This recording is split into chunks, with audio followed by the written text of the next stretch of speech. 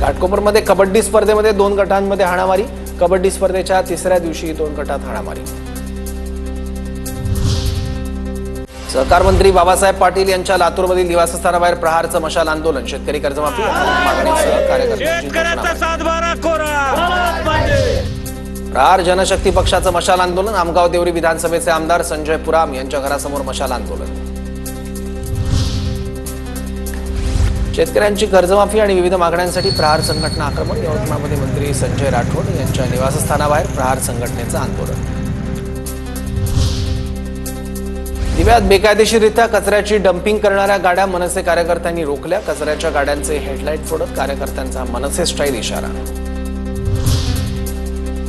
ठाण्याच्या दिव्यातील तलावाची संरक्षण भिंत कोसळली। 1 दुचाकी आणि रिक्षाचं नुकसान।